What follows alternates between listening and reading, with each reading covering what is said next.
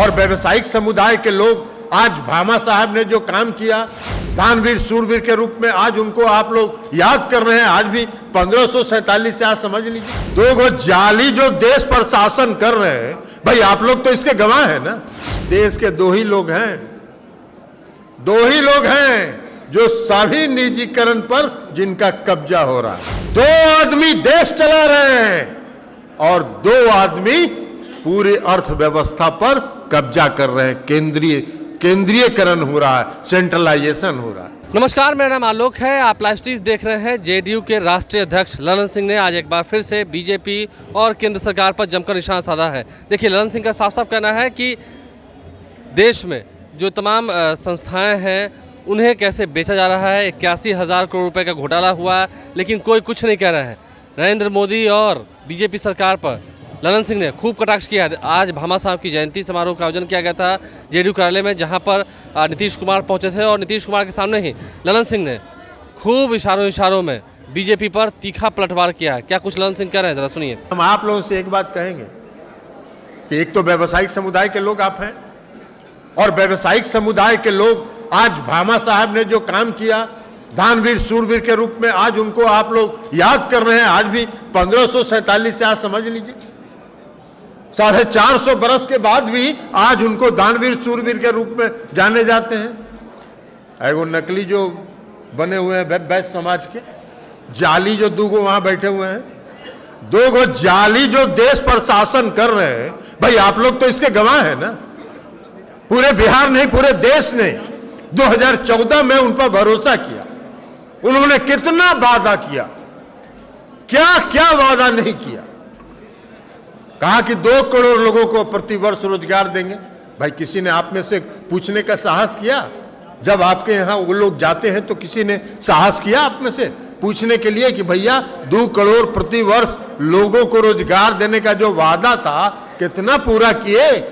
रोजगार तो छीन रहे हैं आप सारी संपत्ति इस देश की सारी संपत्ति निजीकरण हो रहा है और निजी हाथ में जा रहा है। और किसके हाथ में जा रहा है? भाई पटना में, सुपौल में, मधेपुरा में, सहरसा में व्यवसायी नहीं है। अगर निजीकरण ही कर रहे हैं तो उनको तो दे दीजिए। तो इस देश के दो ही लोग हैं जो सभी निजीकरण पर जिनका कब्जा हो रहा है। क्या है भाई? रेलवे प्लेटफार्म का निजीकरण हो रहा है, नेशनल हाईवे का निजीकरण हो रहा है, हवाई अड्डा का निजीकरण हो रहा है, हर चीज का बंदरगाह का निजीकरण हो रहा है। और ले कौन रहा है? कौन ले रहा है? आपको नहीं मालूम है क्या? सबको मालूम है। तो इस देश के पूरे अर्थव्यवस्था पर अगर कब्जा है तो सिर्फ 2 आदमी का। 2 आदमी देश चला रहे हैं और 2 आदमी पूरी अर्थव्यवस्था पर कब्जा कर रहे हैं। केंद्रीयकरण हो रहा है, सेंट्रलाइजेशन हो रहा है। अब आपको तय करना है। माननीय मुख्यमंत्री नीतीश कुमार जी चर्चा करते हैं, मांग करते हैं, लगातार मांग करते हैं और कहते हैं कि बिहार को विशेष राज्य का दर्जा दो। और बिहार को अगर विशेष राज्य का दर्जा मिलेगा तो सबसे ज्यादा लाभ किसको होगा? सबसे ज्यादा लाभ अगर किसी वर्ग को होगा तो व्यावसायिक समाज को होगा। व्यवसाय इस राज्य में बढ़ेगा, राज्य में औद्योगिकरण होगा, राज्य में व्यापार बढ़ेगा। लेकिन नहीं दे रहे। काहे के लिए देंगे भाई? उनको देना नहीं है। तो इसलिए हम ये कहने वाले हैं कि अब ये चक्कर समय आ गया है कि इन लोगों के चक्कर में मत करिए। अब अभी देखिए आज क्या हो गया भाई, ऐसा कहीं देखें? अभी सत्यपाल मलिक साहब राज्यपाल थे जम्मू एंड कश्मीर के।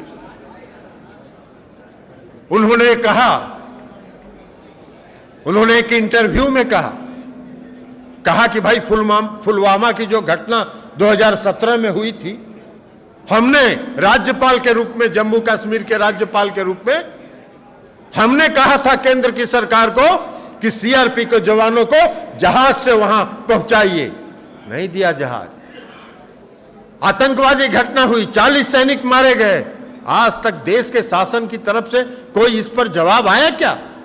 सही है, गलत है, कोई भी होगा, आपके बनाए हुए, आपके नियुक्त राज्यपाल ने अगर यह सवाल देश के सामने खड़ा किया है, तो देश की सरकार को उसका जवाब देना चाहिए कि नहीं देना चाहिए, यह आपको तय करना है। इस देश की सुरक्षा के साथ, इस देश के सैनिकों के जीवन के साथ आप खिलवाड़ कर रहे हैं, इस देश के लोगों के साथ आप खिलवाड़ कर रहे हैं, और आप कह रहे हैं कि हम मौन व्रत धारण किए हुए हैं। हम मौन व्रत धारण किए हुए हैं, नहीं बोलेंगे। 81,000 करोड़ रुपए का कारपोरेट घोटाला हो गया, पूरा देश कह रहा है कि भैया जवाब दो, कोई जवाब नहीं आ रहा है। सरकार की तरफ से एक छोटा से लेके बड़ा तक कोई कुछ बोल ही नहीं रहा है, मौन धारण कर लिए।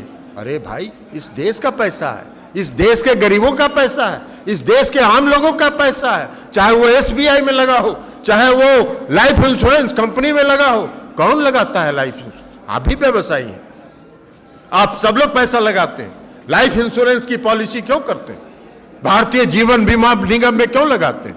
इसलिए लगाते हैं कि अगर कल कोई खुदा न खास्ते कोई अगर अनहोनी हो जाए, तो हमारे इस पैसा से, हमारे इस जमा पूंजी से हमारा परिवार उसको देख कर सकेगा। आज सब लेके डूब गया, 81,000 करोड़ रुपया। केंद्र की सरकार कोई तरफ नहीं बोल रहा है और नहीं बोलेगा।